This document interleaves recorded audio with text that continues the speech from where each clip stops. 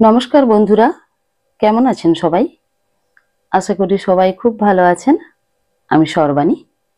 আমার বই পড়ুন বইকে ভালোবাসুন চ্যানেলে সবাইকে স্বাগত জানিয়ে আজ সাহিত্যিক বিভূতিভূষণ বন্দ্যোপাধ্যায়ের একটি খুব সুন্দর ছোট গল্প ঝগড়া পড়ে শোনাচ্ছি। ঝগড়া। সন্ধ্যার সময় কেশব গাঙ্গুলির ভীষণ ঝগড়া হয়ে গেল দুই কন্যা ও স্ত্রীর সঙ্গে। কন্যা দুটিও মায়ের দিকেই চিরকাল। এদের কাছ থেকে কখনো শ্রদ্ধা ভালোবাসা পাননি কেশব। শুধু এনে দাও বাজার থেকে, এই আকড়া চাল মাথায় করে আনো 1.5 কোস দূরত্বের বাজার থেকে, তেল আনো, নুন আনো, কাঠ আনো, এই শুধু ওদের মুখের বুলি। কখনো একটা ভালো কথা শুনেছেন ওদের মুখ থেকে? ব্যাপারটা সেদিন দাঁড়ালো এই রকম। সন্ধ্যার আগে কেশব গাঙ্গুলি হাট করে আনলেন। তার বয়স 72 বছর। চলতে আজকাল যেন পা কাঁপে, আগের মতো শক্তি নেই আর শরীরে। 2.5 টাকা করে চালের কাঠা, 2 কাঠা চাল কিনে আর তাছাড়া তরি তরকারি কিনে ভীষণ কর্দমময় পিছল পথে কোনো রকমের পড়তে পড়তে বেঁচে গিয়ে কেশব গাঙ্গুলি তো হাটের বোঝা নিয়ে বাড়ি এলেন। স্ত্রী মুক্তকেশী বললে, দেখি কিরকম বাজার করলে? পটলগুলো এত ছোট কেন? কত করে সের? 10 আনা। ও বাড়ির পল্টু এনেছে 9 আনা সের। তুমি বেশি দর দিয়ে নিয়ে এলে, তাও ছোট পটল। ও কখনো 10 আনা সের না। বাহ, আমি মিথ্যে বলছি? তুমি বড্ড সত্যবাদী যুধিষ্ঠির, তা আমার ভালো জানা আছে। আচ্ছা রও, ও পটল আমি ওজন করে দেখব। কেন, আমার কথা বিশ্বাস হলো না? না, তোমার কোনো কথা আমার বিশ্বাস তো হয়ই না। সত্যি কথা বলবো তার আবার ঢাক ঢাক গুড় গুড় কি? এই হলো সূত্রপাত। তারপর কেশব গাঙ্গুলি হাত পা ধুয়ে রোজকার মতো বললেন, ও ময়না, চাল ভাজা নিয়ে আয়। ময়না কথা বলে না, চাল ভাজার বাটিও আনে না। তাতে বুঝি কেশব বলেছিলেন, কই, কানে কি তুলো দিয়ে বসে আছিস নাকি? ও ময়না। ছোট মেয়ে ময়না নীরস সুরে বললে, চাল ভাজিনি। কেন? রোজ রোজ চাল ভাজা খাওয়ার চাল জুটছে কোথা থেকে? তাছাড়া আমার শরীরও ভালো ছিল না। কেন, তোর দিদি? দিদি সেলাই করছিল। এটা খুবই স্বাভাবিক যে 72-73 বছরের বৃদ্ধ কেশব গাঙ্গুলি 10-এর ভারী মোট বয়ে এনে মেয়েদের এই উদাসীনতায় বিরক্ত হবেন বা প্রতিবাদে 2 কথা শোনাবেন। কিন্তু তার ফল দাঁড়ালো খুবই খারাপ। 5 জনের সামনে বলার কথা নয়, বলতেও সংকোচ হয়। ছোট মেয়ে ময়না তাকে একটা ভাঙা ছাতির বাঁট তুলে মারতে এলো। মেজ মেয়ে লীলা বললে, তুমি মরো না কেন? মলে তো সংসারের আপদ চোখে। স্ত্রী মুক্তকেশী বললে, অমন আপদ থাকলেও যা, আর না থাকলেও তা। কেশব গাঙ্গুলি রেগে ঘর থেকে বেরিয়ে গিয়ে বললেন, আমি তোদের ভাত আর খাবো না, চললাম। মুক্তকেশী ও ছোট মেয়ে ময়না একসঙ্গে বলে উঠল, যাও না, যাও। ময়না বললে, আর বাড়ি ঢুকো না, মনে থাকে জানো। শুনে বিশ্বাস হবে না জানি, কিন্তু একেবারে নির্জলা সত্যি। আপন মেয়ে বুড়ো বাবাকে ছাতি তুলে মারতে যায়। কেশব গাঙ্গুলি রাত্রে বাইরের ভাঙা চণ্ডী মণ্ডপে শুয়ে রইলেন। কেউ এসে খেতে ডাকলো না, মাও না, মেয়েরাও না।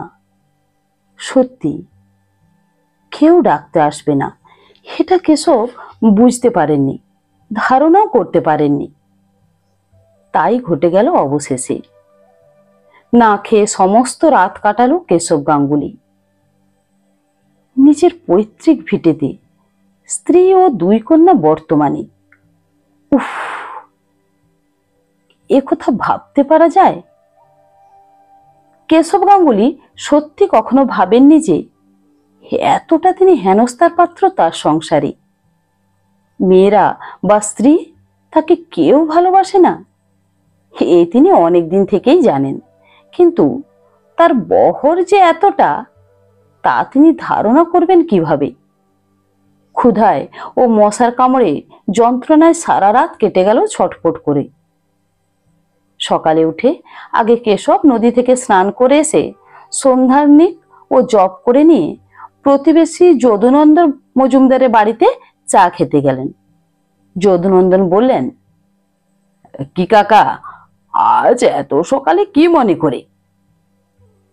এ কথার উত্তরে কেশব গাঙ্গুলি বললেন, কাল রাত্রের কথা, পরিবার ও মেয়ে দুটির দুর্ব্যবহারের কাহিনী। যদুনন্দনের কাছে এ কথা নতুন নয়। পাড়ার মেয়েদের কানাকানির মধ্য দিয়ে কেশব গাঙ্গুলির দুরবস্থার কথা অনেকদিনই শুনেছেন তিনি। তবুও বিস্ময়ের ভান করে বলেন, সে কি কাকা, বলেন কি? কাল রাত্রে খাননি? এ বড্ড অন্যায় কাকিমা। ছি ছি, এবেলা আপনি আমার বাড়ি খাবেন, বসুন। কেশব গাঙ্গুলি আর বাড়ি এলেন না। সেইখানেই দুপুর পর্যন্ত থেকে আহারের পর যখন বাড়ি এলেন, তখন এক ভীষণ কাণ্ড বেঁধে গেল। মুক্তকেশী বললে, আবার বাড়িতে কেন? যাও, দূর হও।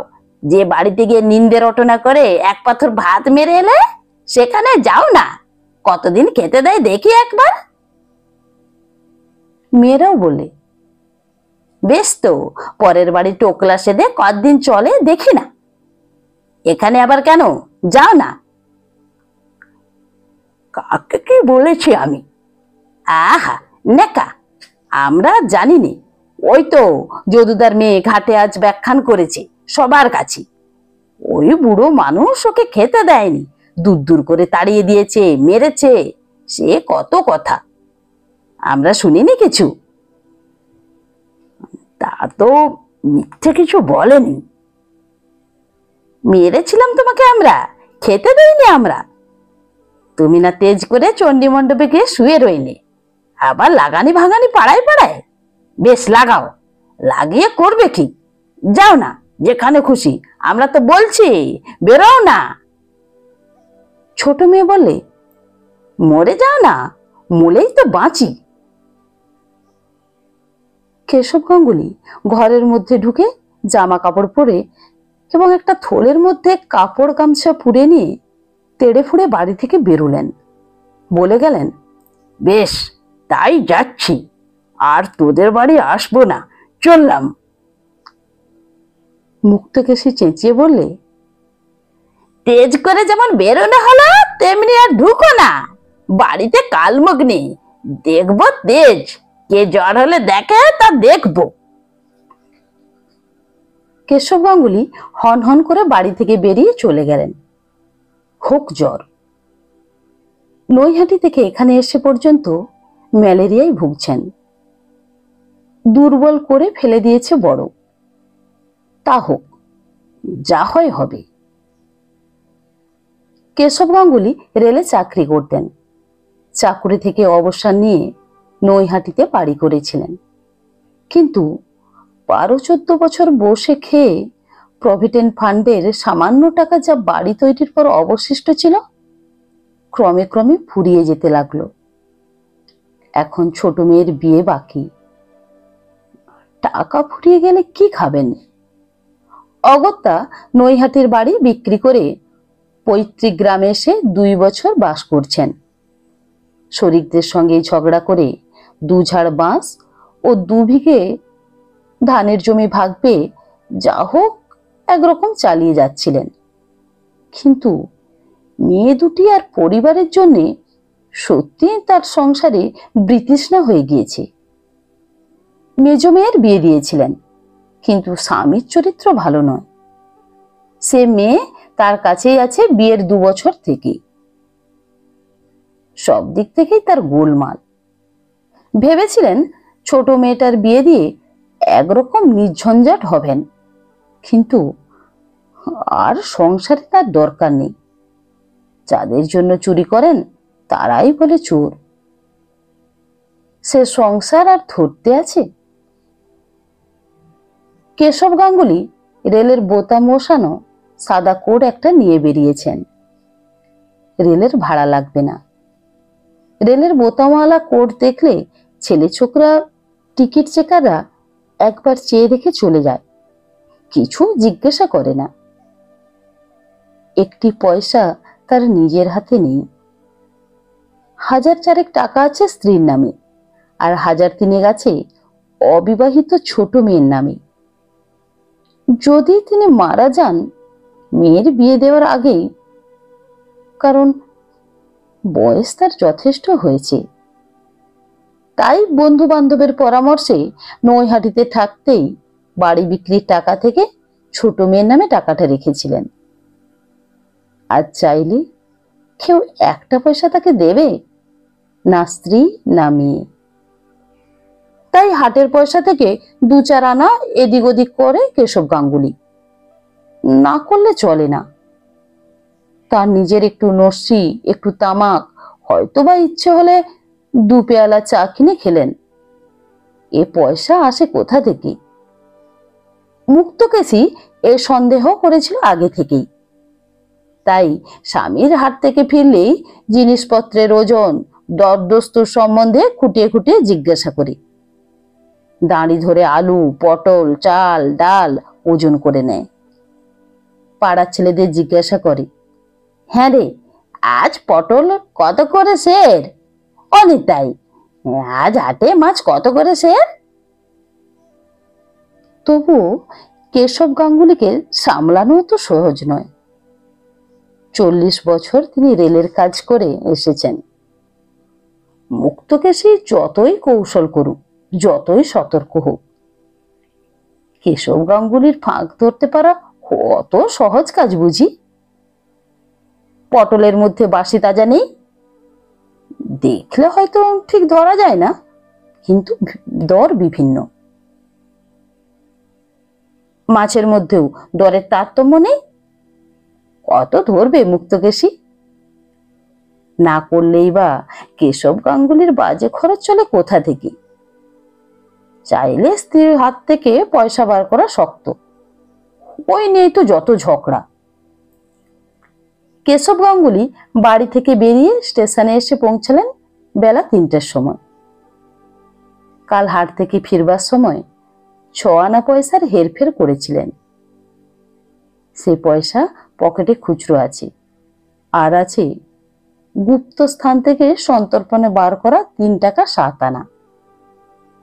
এই 3 টাকা 13 আনা ছাড়া জগতে তার বলতে আর কোথাও কিছু নেই। হ্যাঁ, অবশ্যই পকেট ঘড়িটা আছে, সেটাও রেলের জামার বুক পকেটে এনেছেন। বিক্রি করলে 30-40 টাকা হবে। সেকেলের কুরুভাইজার ফেরিসের ঘড়ি, এখনকার মতো ফঙ্গবেনে জিনিস নয়। স্টেশনের কাছে একটা জাম গাছের তলায় পাকিস্তানের উদ্বাস্তুদের পান বিড়ির দোকান। পান কিনলেন 2 পয়সার, বিড়িও 2 পয়সার। দেশলাই একটা কত? 4 পয়সা দাও একটা। পান খেয়ে বিড়ির ধোঁয়া টেনে কেশব গাঙ্গুলির শরীরে কষ্ট খানিকটা দূর হলো। এতক্ষণ চিন্তা করবার মতো অবস্থা তার ছিল না। তিনি আপাতত যাবেন কোথায় সেটা কিছু ঠিক করেননি। না করেই বাড়ি থেকে বেরিয়েছেন অবশ্যই। এখনো ট্রেনের ঘন্টাখানেক বিলম্ব আছে। যাবেন কোথায়? যেখানে যান যেতে তো হবেই।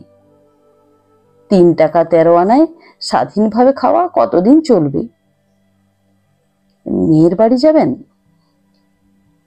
জামাই কাজ করে টিটাগড়ের কাগজের কলে। টিটাগড়েই বাসা।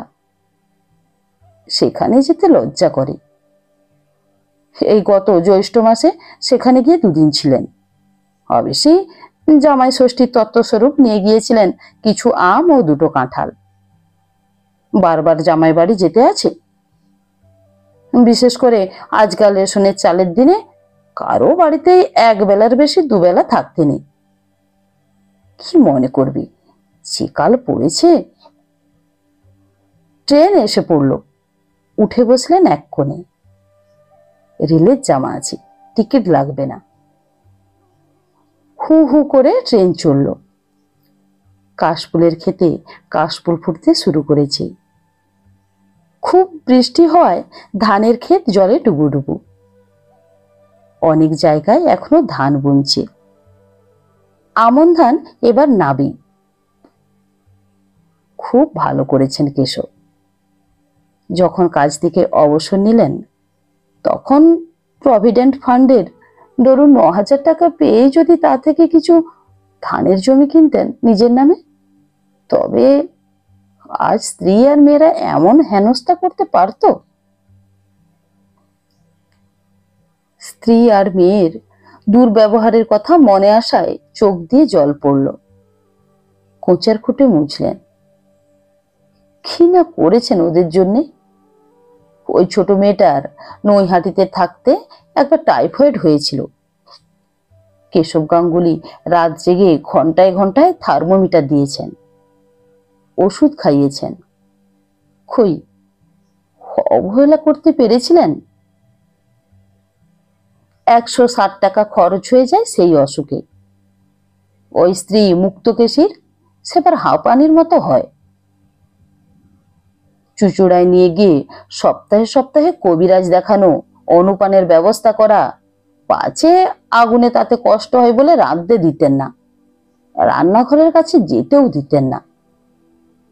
রাত্রে শুয়ে ভাবতেন, এই বয়সে হাঁপানি হলো, মুক্তকেশী বড় কষ্ট পাবি, কি করা যায়। রঘুনাথপুরের পীতাম্বর দাসের কাছে হাঁপানির মাদুলি পাওয়া যায়, তাই কি কিনে আনবেন? কত ভেবেছেন, কত ব্যস্ত হয়েছিলেন। সেই মুক্তকেশী তাকে আজ বললে, বাড়ি থেকে বেরিয়ে যাও, আর এসো না। ওই ছোট মেয়ে বললে, মরো না তুমি, মলেই বাঁচি। তুমি মলেই বা কি? কেন, তিনি কি ওদের জন্য কিছুই করেননি? চিরকাল রেলে টোরে টক্কা করেছেন, তবে কাদের জন্য? খাইয়ে মাখিয়ে বড় না করলে ওরা অত বড় হলো কি করে? আজ কিনা তিনি মরে গেলে ওরা বাঁচে। তিনি আজ সংসারের আপদ। এই 73 বছর বয়সে। এই 73 বছর বয়সেও গত আষাঢ় মাসে যখন কাঠের ভয়ানক অভাব হলো, নিজে বাঁশ ছাড় খুঁজে খুঁজে শুকনো বাঁশ আর কঞ্চি কেটে গোয়ালের ডাং করেননি, পাছে স্ত্রী বা মেয়েদের রান্নায় এতটুকু অসুবিধা হয় সেই জন্যে। এই ভীষণ জলকাদার পথে মুঠ বয়ে নিয়ে যাননি। যাক, এসব কথা তিনি বলতে চান না। তবে মনে কষ্ট হয় এই ভেবে যে সংসার কিরকম অকৃতজ্ঞ। যাদের জন্য সারা জীবন খেটে খেটে গায়ের রক্ত জল করেছেন, তারাই আজ বলে কিনা তিনি মলেই তারা বাঁচে, তাদের কোনো ক্ষতি হবে না। কেশব গাঙ্গুলির মনের মধ্যেটা হা হা করে উঠল দুঃখে। চোখে আবার হু হু করে জল এলো। কোচার খুঁটে মুছলেন। আজ যদি টিকিট। কেশব গাঙ্গুলি মুখ তুলে চমকে চাইলেন। একটি ছোকরা টিকিট চেকার সামনে এসে দাঁড়িয়েছেন। কেশব গাঙ্গুলি বললেন, রেলওয়ে সার্ভেন্ট। ছোকরা চলে গেল। বেশ ছেলেটি, ওই রকম একটি ছেলে যদি আজ তার থাকতো, তাহলে ওরা এমন কথা বলতে সাহস পেত না। সবই অদৃষ্ট। ছেলে তার হয়নি, হয়েছিল। তখন তিনি 3 পাহাড় স্টেশনের তার বাবু। ছেলের নাম ছিল সান্টু। প্ল্যাটফর্মে হেলে দুলে চলে বেড়াতো। আজও বেশ মনে আছে, তাকে বলতো, বাবা, আমাকে পুরনো টিকিট দেবে? পুরনো টিকিট হাতে পেলেই সে হঠাৎ মুখে পু শব্দ করে ট্রেন ছেড়ে দিত। তারপর ঝক ছক ছক ছক শব্দ করতে করতে প্ল্যাটফর্মের ধারে ধারে খানিক দূর মাথা নাড়তে নাড়তে কেমন যেত। টোরে টক্কার টেবিলে কাজ করতে করতে তিনি বসে দেখতেন আর হাসতেন। মালকুলি রামদেওকে বলতেন, শিশুকে ধরে বাসায় দিয়ে আসতে। শিশু বুঝতে পারত রামদেও তাকে ধরে নিয়ে যেতে আসছে। সেও ছোট পায়ে ছুট দিত, আর রামদেও পেছনে পেছনে এ খোকা বাবু, এ খোকা বাবু বলে ছুটত। এ দৃশ্য আজও এক্ষুনি চোখের সামনে দেখতে পাচ্ছেন কেশব।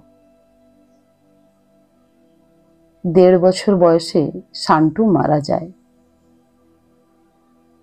আজ 36 বছর আগেকার কথা। তবু যেন মনে হয় সেই সাহেবগঞ্জ স্টেশনের প্ল্যাটফর্মে বড় ঘোড়া নিম গাছটার ছায়ায় আজও শান্টু সেই রকম ছুটে ছুটে খেলা করে বেড়াচ্ছে। শান্টু থাকলে আজ বোধহয় এমন কষ্ট কেশব গাঙ্গুলির হতো না।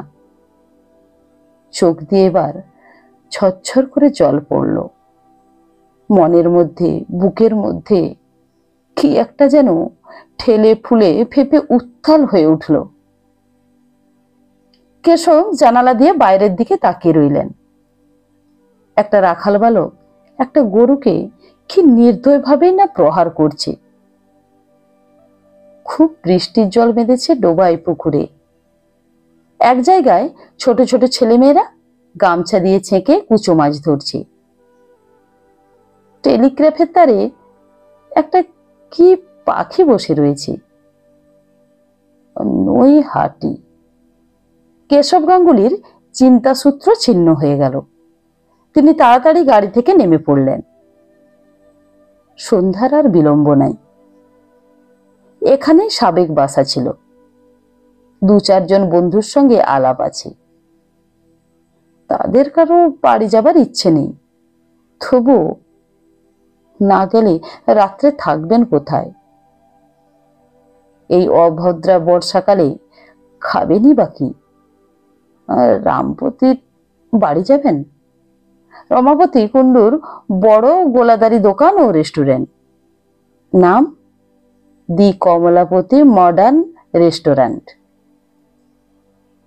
রমাপতির বড় ছেলের নাম কমলাপতি। তার ছেলে শান্তি ওই রেস্টুরেন্টে বসে। খুব বিক্রি। 4-5টা ছোকরা চা খাবার দিতে দিতে হিমশিম খেয়ে যাচ্ছে। শান্তি তাকে দেখে বললে, এই যে দাদু, আসুন, দেশ থেকে ভালো সব। ওরে, ভালো করে গরম চা 1 কাপ দে তো দাদুকে। আর কি খাবেন? একটা চপ দেব? ভালো চপ আছে। না, টোস্ট দিক? তবে থাক। কেশব গাঙ্গুলি জানেন এখানে যা খাবেন তার নগদ দাম দিতে হবে এখনই। আর একবার এরকম হয়েছিল। তাকে খাতির করে ভেবে চপ, কাটলেট, ডিম যা নিয়ে আসে তাই খান। শেষে হাসি মুখে আপ্যায়িত করে বিদায় নেবার জন্য টেবিলের কাছে যেতেই শান্তি হাসি মুখে বললে, 1 টাকা 13.5 আনা। আজ আর সে ভুল করবে না। হাতে পয়সা কম। চায়ের পয়সার দাম দিয়েই কিছুক্ষণ বসে রইলেন। শান্তিকে বললেন, তোমার বাবা ভালো? তোমার দাদু বাড়িতে আছেন? আগে হ্যাঁ, একবার যাব দেখা করতে। যান না, এখন ওই বৈঠকখানাতেই বসে আছেন, আর শশী কাকাও আছেন। আচ্ছা, আসি।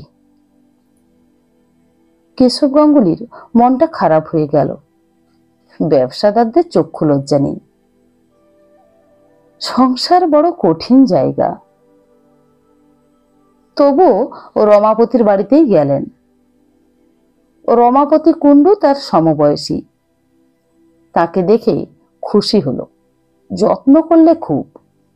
রাত্রে লুচি তরকারি মিষ্টি খাওয়ালেন।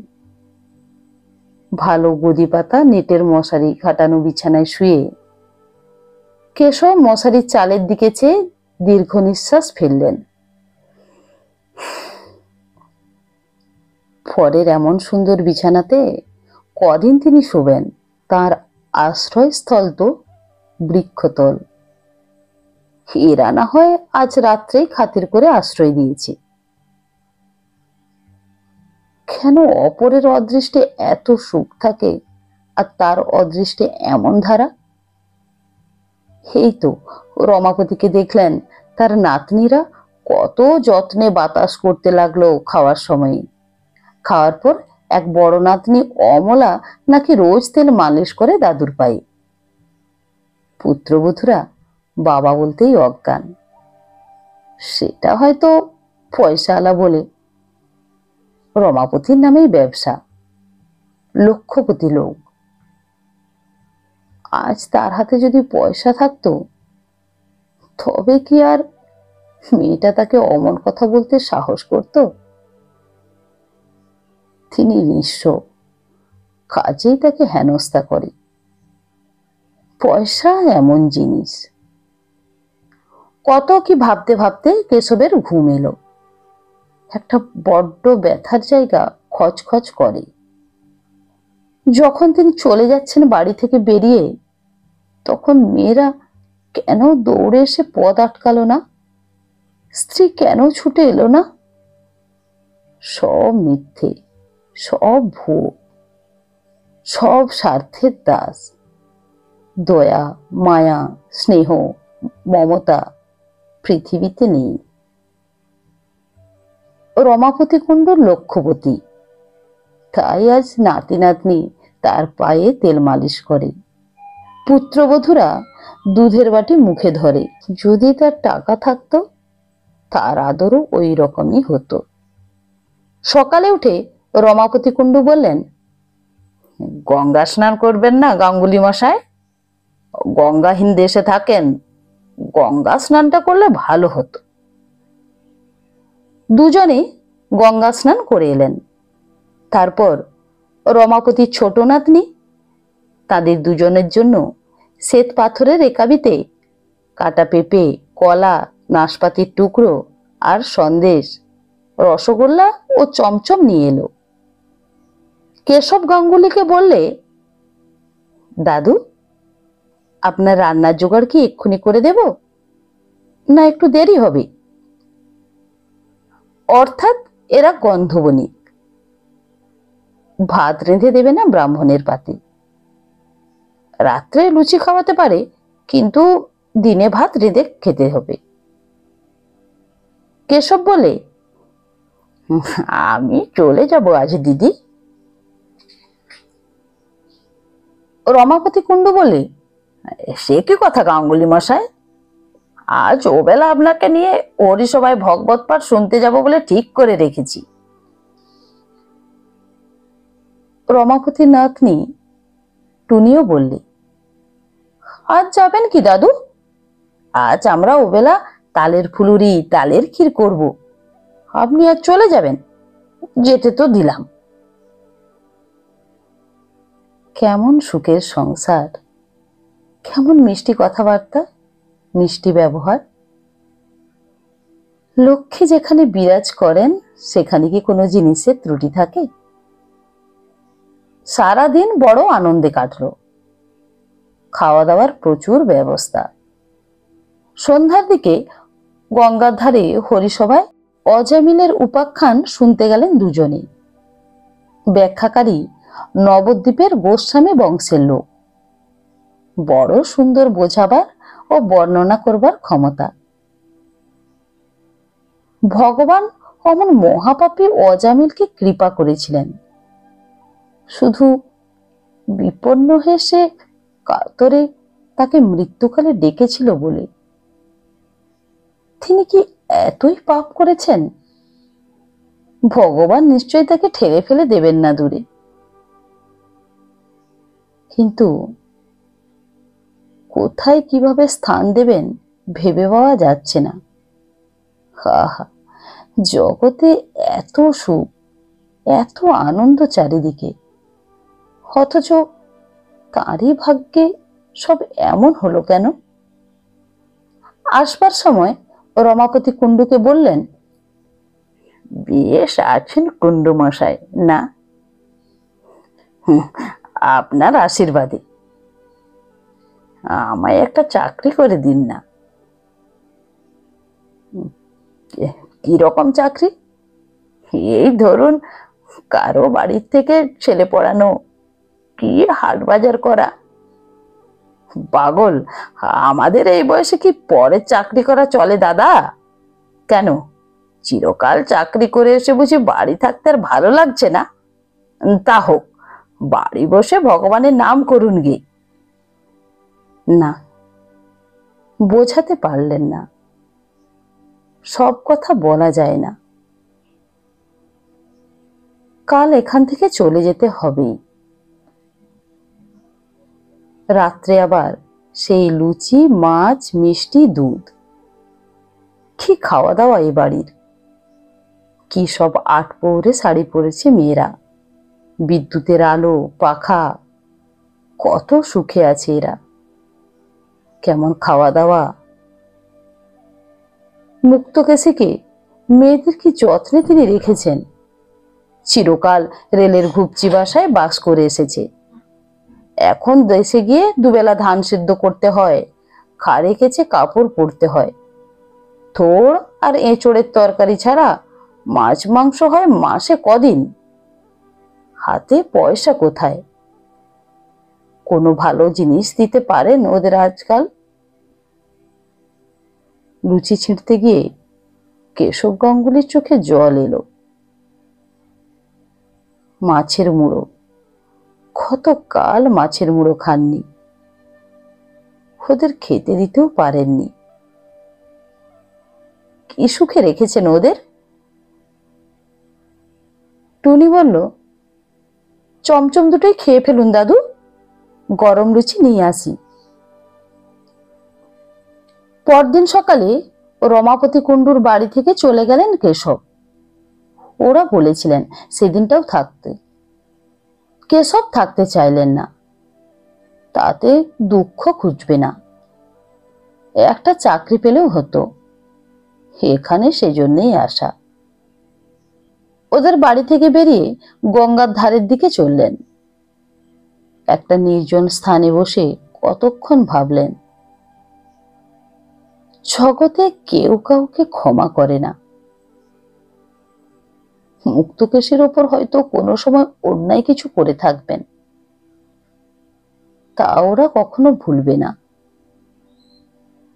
প্রতিশোধ নেওয়ার সময় এলেই প্রতিশোধ নেবে। এই কি জগতের নিয়ম? এ জগতে কেউ কি ভালোবাসার নেই? বিচার করবার, দণ্ড দেবারই সকলেই আছে। বেলা দুপুর হলো। একটা হোটেল থেকে কিছু খেলেন হুগলিতে। হুগলি থেকে গেলেন ব্যান্ডেলে। উদ্দেশ্যহীন ভ্রমণ। রাত হয়ে আসছে। এই বর্ষায় থাকবেন কোথায়? রাত্রে ভীষণ বৃষ্টির মধ্যে স্টেশনের একটা বেঞ্চির ওপর শুয়ে রইলেন। শীত করতে লাগলো ঠান্ডা বাতাসে। গায়ে দেবার জন্য কিছু আনা উচিত ছিল, আনা হয়নি। ভুল হয়ে গিয়েছে। ভুল, ভুল, সব ভুল জীবনে।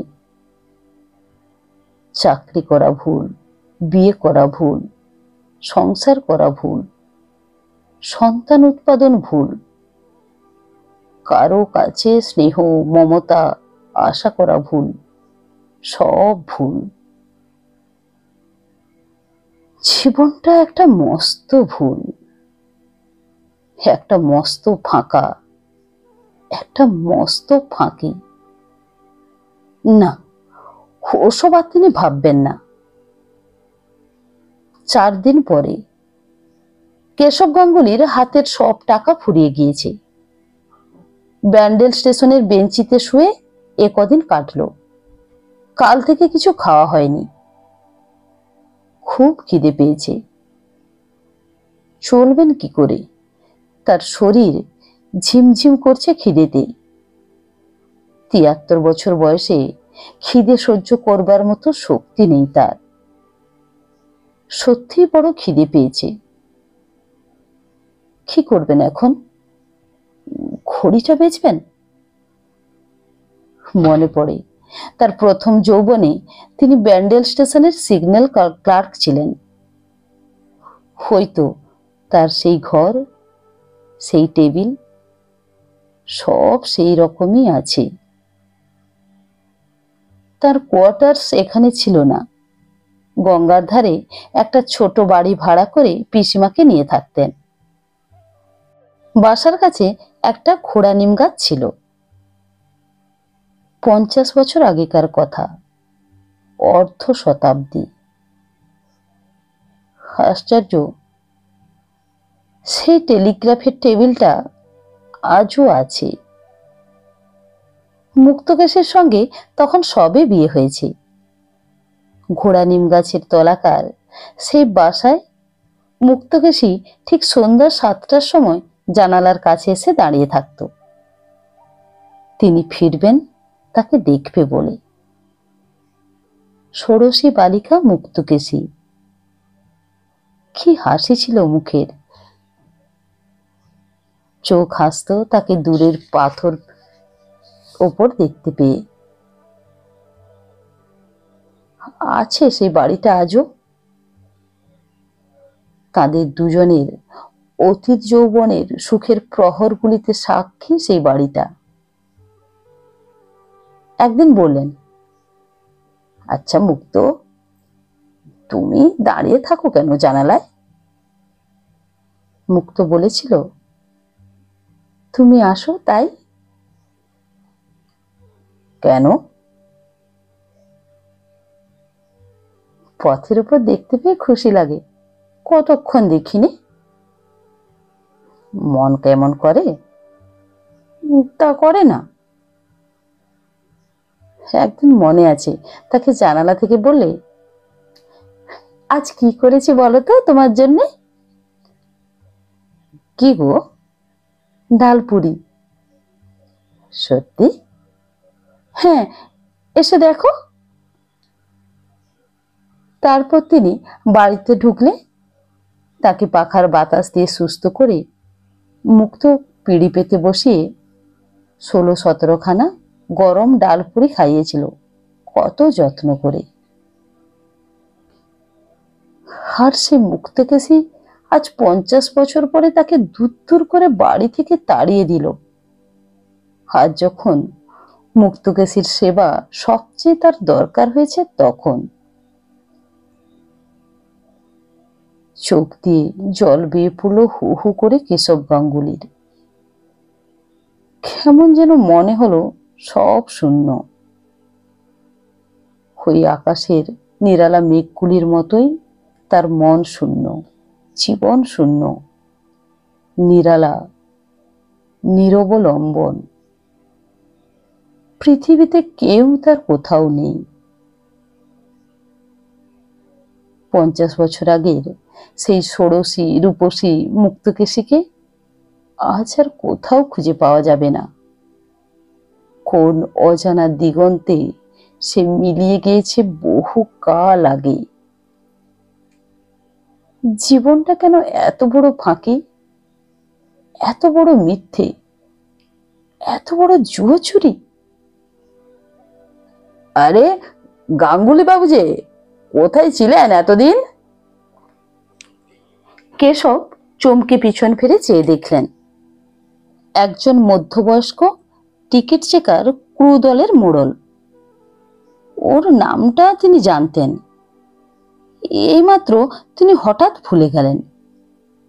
বুড়ো হয়েছেন, মুখ দেখে এখন আর ভালো বলতে পারেন না। বাড়ি ছিলাম ভাই।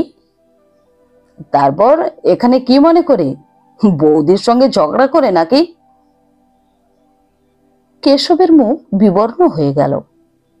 কাষ্ঠ হাসি হেসে বললেন, হ্যাঁ ভাই, সেসব তাই বটে। চলুন সাহেবগঞ্জ পর্যন্ত বেরিয়ে আসা যাক। চেক করতে বেরিয়েছি, চলুন আমার সঙ্গে।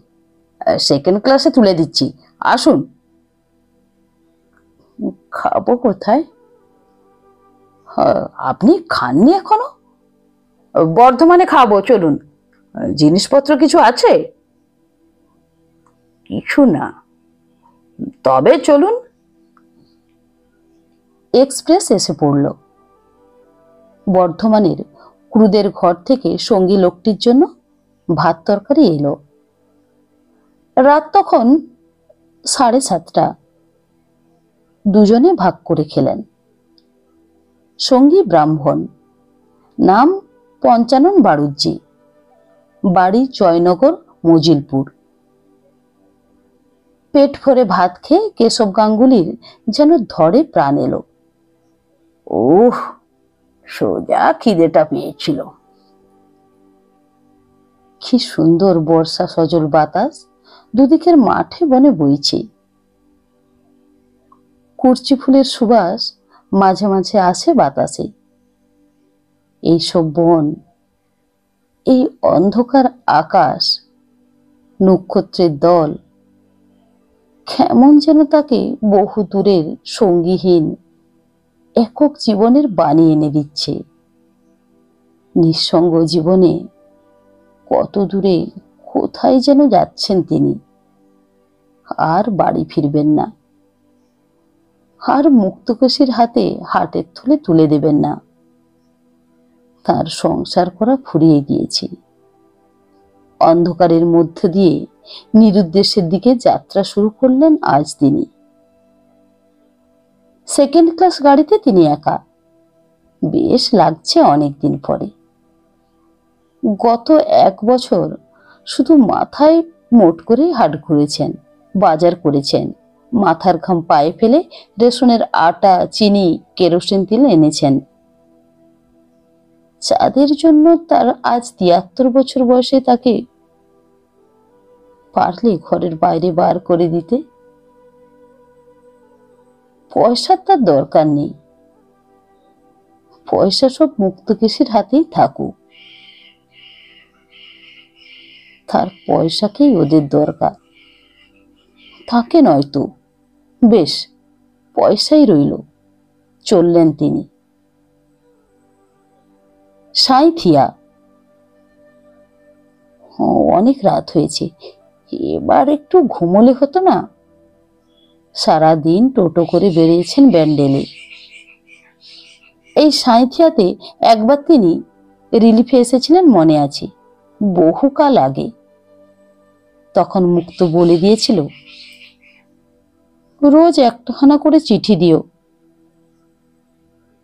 8খানা পোস্ট কার্ড সঙ্গে দিয়ে দিয়েছিল। হঠাৎ মনে পড়ে গেল কথাটা। সাঁইথিয়াতে তখন বিধুভূষণ রায় ছিলেন স্টেশন মাস্টার। তার বাড়িতেই খাওয়া দাওয়া হতো। বিধুবাবুর ছেলে সদানন্দ তার চেয়ে কিছু ছোট। সদানন্দ ও তিনি একসঙ্গে তাস খেলতেন কাছাকাছি একজন ভদ্রলোকের বাইরের ঘরে বসে। একবার একটা পাকা কাঁঠাল বিধুবাবু নামে নিলেন গার্ডের গাড়ি থেকে। কাঁঠালটা আধ পচা। সদানন্দ বলে, দাদা, মা বলেছেন ক্ষীর কাঁঠাল খাবেন ওবেলা। কেশব বলেন, দূর, ও বীজ ছাড়া আর কিছু পাওয়া যাবে না। আমি বলছি পাওয়া যাবে। কখনো না। বাজি, কি বলো? বৌদুকে 3 দিন চিঠি দিতে পারবে না দাদা। অত কি টেবিলে বসে লেখেন? খুদে খুদে লেখাতে একখানা পোস্ট কার্ডে একখানা খামের কাজ করে নেন। ফেলবেন বাজি? রাজি হননি কেশব। মুক্তকে চিঠি না দিয়ে থাকা অসম্ভব। সে একা সেই ব্যান্ডেলের সেই ছোট্ট বাসাতে তার জন্য দিন গুনছে। রোজ খোড়া নিম গাছটার তলায় পিয়নের আবির্ভাবের অপেক্ষায় বসে থাকে খাওয়া দাওয়ার পর জানালাটিতে। তাকে 3 দিন চিঠি না দিয়ে বঞ্চিত করতে পারবেন না, তা কখনোই হয় না। সেসব দিন কি খুব দূরে চলে গিয়েছে? বড্ড পেছনে ফেলে এসেছেন কি? স্বপ্নের মতো মনে হলো। আবছায়া আবছায়া সব মিলে একাকার হয়ে যাচ্ছে। মুক্তকেশী, শান্টু, ব্যান্ডেল, 3 পাহাড়, প্রথম যৌবন, 73 বছরের বার্ধক্য, স্বপ্ন। কাঁদছেন নাকি তিনি আবার? তাই তো। কোটের গলার কাজটাই ভিজে। না না, কাঁদবার কি আছে? বুড়ো বয়সে চোখ পানসে হয়ে যায়, কাঁদবেন কেন তিনি? গাঙ্গুলি বাবু ঘুমলেন? অমন ভাবে শুয়ে কেন? শরীর খারাপ হয়নি তো? পঞ্চানন চক্রবর্তী ক্রু চলন্ত গাড়ির দরজা খুলে ঢুকলো। সাঁইথিয়া থেকে এইমাত্র ট্রেন ছেড়েছে। কেশব যেন চমকে উঠলেন, বললেন, না তো। একটু চা খেয়ে নিন আগে স্টেশনে। এত রাত্রে চা? পাগল হয়েছো ভাইয়া, আমি চা খাইনি এত রাত্রে। তুমি খাও। ঘুমোবে না? আর একটা গোটা কতক স্টেশন পার হয়ে যাক, এখন না, আপনি ঘুমিয়ে পড়ুন। পঞ্চানন চক্রবর্তী ক্রু চলে গেলেন। গাড়ি ঝড়ের বেগে চলছে। বাইরে এক পশলা বৃষ্টি হচ্ছে বেশ জোরে। ঠান্ডা হাওয়ার সঙ্গে বৃষ্টির ছাট আসছে জানালা দিয়ে কামরার মধ্যে। কি একটা ফুলের সুগন্ধ এলো এক ঝলক। আহ, কি সুন্দর আরাম! ঘুমিয়েও আরাম আছে এমন জায়গায়। বুকের মধ্যে কেমন যেন করছে, কেন কে জানে। নির্জন গাড়ি। 3 পাহাড়ে কত রাত্রে গাড়ি পৌঁছবে? বিয়ের 2-3 বছর পরে 3 পাহাড়ে ছিলেন তিনি মুক্তকে নিয়ে, শান্টুকে নিয়ে। সেই সময়ের কথা কখনো ভুলবেন না তিনি। ব্যান্ডেল আর 3 পাহাড়, জীবনে এই 2 স্বর্গ। দুটি স্বর্গের দুটি অমর কাহিনী তার বুকে লেখা রয়েছে। পঞ্চানন ঘুমিয়ে পড়লে 3 পাহাড়ে তিনি নেমে পড়বেন। 3 পাহাড়ে এই বর্ষাকালে কাটে সেবার। একটা কি পাহাড়ের ওপর কি ঠাকুর ছিলেন, মুক্ত তিনি দেখতে গিয়েছিলেন। মুক্ত বললে, খাবে কি? পাহাড়ের নিচে চড়ুই ভাতি করব। রান্না করতে করতে বৃষ্টি এলো। একটা পাকুড় গাছের তলায় রান্না হচ্ছিল। স্টেশন মাস্টার ছিলেন শশীপদ সামন্ত, মেদিনীপুরে বাড়ি। তার 2 ছেলে ননি ও হাবু ছিল সঙ্গে। হাবু কাঠ ভেঙে নিয়ে এলো পাহাড়ের উপর থেকে। মুক্ত খিচুড়ি রাঁধতে গিয়ে ধরিয়ে ফেললে, তাই নিয়ে কি হাসাহাসি। পাকুড় গাছের গুড়ির আড়ালে দাঁড়িয়ে মুক্ত চোখ পাকিয়ে বললে, তুমি খাবে না? কে বলেছে? ননি হাবু বলছে। বাজে কথা। চমৎকার চড়ুই ভাতি। খেয়ে বলতে পারবে না যে খিচুড়ি এঁটে গিয়েছে। না গো, বলবো না, দিয়েই দেখো। মুক্ত হি হি করে হেসে উঠে বলে, ও পেটুকের পাল্লায় পড়লে খিচুড়ির হাড়ের খাবার হবে তা বুঝতে পারছি। বসো, বসে যাও, ভালো স্বরের ঘি এনেছি খিচুড়ি দিয়ে খাবে বলে। কিন্তু সত্যি ধরে গেল বলে মনটা খারাপ হয়ে গিয়েছে। পাগল, দিয়েই দেখো না। মন খারাপ করতে হবে সেজন্য নয়, আরো বেশি করে রাঁধুনি কেন সেই জন্যে। বেশ, খাও না, আবার না হয় চড়িয়ে দেব। মনে আছে সেই পাহাড়ের ওধারে কোথায় ছিল কদম ফুলের গাছ? ননি প্রথমে নিয়ে এলো এক গুচ্ছ। মুক্ত বললে, বাহ, চমৎকার, খোঁপায় গুজবো। তারপর চুপি চুপি বললে, কিন্তু সে ফুল তোমায় নিজের হাতে তুলে এনে দিতে হবে। ঠিক এনে দেব, খাওয়া হয়ে যাক, যাবার সময় নিয়ে আসবো। 50 বছর পার থেকে সেই প্রথম যৌবনের ফুটন্ত কদম ফুলের সুবাস আজকার এই বর্ষা সজল বাতাসে বৃষ্টির ছাঁটের সঙ্গে যেন ভেসে আসে। সেই বর্ষা দিনের সুন্দর অপরাহ্নটি, পাহাড়ের নিচের সেই পাকুড় গাছটি আজ স্বপ্ন হয়ে গিয়েছে। সে মুক্ত কেশীয়। কখন যেন মুক্ত এসে ওর শিয়রে দাঁড়ালো। সপ্তদশী তরুণী সুন্দরী মুক্তকেশী। হাসিতে মুক্তর মতো দাঁতগুলি ছকছক করছে যেন। স্নেহ ভরে মাথার চুলে হাত বুলিয়ে বললে, এই, তুমি কদম ফুল এনে দেবে তো? তুমি এনে দিলে আমি খোঁপায় পড়ব, ভুলো না যেন, ভুলো না। তারপর আবার চোখ নিচু করে বলছে, রোজ একখানা করে চিঠি দিতে হবে কিন্তু। আমি থাকতে পারবো না। সত্যি বলো, আমাকে ছুঁয়ে দেবে তো? পরক্ষণেই বিরল দন্তি পক্ককেশী বৃদ্ধা মুক্তকেশী হাঁটুর উপর গামছা পরে তাকে ঝাঁটা উঁচিয়ে মার মুখী হয়ে বলছে, বেরো বেরো, আপদ দূর হ বাড়ি থেকে, মলেই বাঁচি, মরণ হবে কবে তোমার, জমে নেয় না কেন? ঘুমের মধ্যেও চমকে উঠলেন কেশব।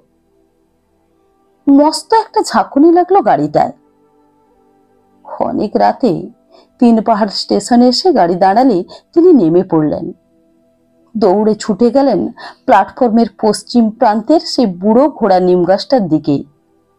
আত অন্ধকারে গাছের তলায় খুঁজে দেখলেন, শান্টু, বাবা শান্টু, আজ কোথায় গেল খোকা? 50 বছর আগে সেই ঘোড়া নিম গাছটার তলায় যে খেলা করত। যেন শান্তি পেলেন কেশব গাঙ্গুলি।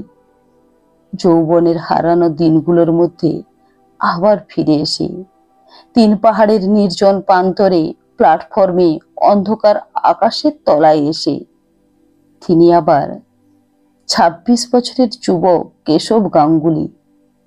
এই স্টেশনে তার বাবু। বুকে কত আশা, কত বল, কত উৎসাহ, চোখে কত স্বপ্ন। তার খোকা শান্টু আছে কাছে, তার তরুণী মা মুক্তকেশী আছে, সব তিনি ফিরে পেয়েছেন। শান্টু, হায় আমার কোলে আয়। রামদেও, এখন তোকে বাসায় নিয়ে যাবে না, খেলা করে বেড়া প্ল্যাটফর্মে। প্ল্যাটফর্মের ঘোড়া নিম গাছটার তলায় 2 দিন কেশব গাঙ্গুলি শুয়ে রইলেন। নির্জন স্টেশন, বিশেষ কেউ লক্ষ্য করত না। সত্যি কি অপূর্ব আনন্দে কাটলো এই 2 দিন। সব ফিরে পেয়েছিলেন আবার 50 বছর আগেকার হারানো সব দিনগুলি। 3 পাহাড়ের বিহারি স্টেশন মাস্টার একদিন কুলিদের কাছে খবর পেলেন, কে এক বুড়ো বাঙালি বাবু জ্বরে বেহুশ অবস্থায় নিম গাছটার তলায় শুয়ে আছে। কোনো পরিচয় পাওয়া গেল না তখন রোগীর কাছে। আরো দুদিন পরে স্টেশনের মুশারিফখানায় লোকটি মারা গেল জ্বরের তাড়নায় এবং হৃদযন্ত্রের ক্রিয়া বন্ধ হয়ে। তখন মৃত ব্যক্তির শিয়রের তলা থেকে রেলের বোতামযুক্ত কোট বের হওয়াতে চারধারে জানাজানি হলো এবং ক্রুম্যান পঞ্চানন চক্রবর্তী এসে পড়ে সব পরিচয় দিলে। কিন্তু সে দেশের ঠিকানা কিছুই জানে না, দিতেও পারলে না কোনো খবর। ব্যান্ডেল স্টেশনে দেখা হয়েছিল এই পর্যন্ত। কোথায় থাকতেন সে তখন বলতে পারলে না। আরো কয়েকদিন পরে মুক্তকেশী ও মেয়েরা টেলিগ্রাম পেয়ে এসে পড়লেন যেদিন 3 পাহাড়ে, তার কয়েকদিন আগে কেশব গাঙ্গুলির অস্থি কখানা সক্রিগলি ঘাটের গঙ্গায় স্থান পেয়ে গিয়েছে রেলের বাবুদের সহযোগিতায়। মুক্তকেশে শুধু ফিরে পেলেন কুরুভাইজার ফ্রেরিসের সেই ঘড়িটা। বন্ধুরা, আমার এই গল্প পাঠ যদি আপনাদের ভালো লেগে থাকে তাহলে এই গল্পটি আপনাদের আত্মীয় পরিজন ও বন্ধু বান্ধবের মধ্যে শেয়ার করে দেবেন আর আমার চ্যানেলটিকে সাবস্ক্রাইব করে দেবেন এবং ডেইলি নতুন নতুন আপডেটের জন্য বেল আইকনটি অবশ্যই প্রেস করবেন।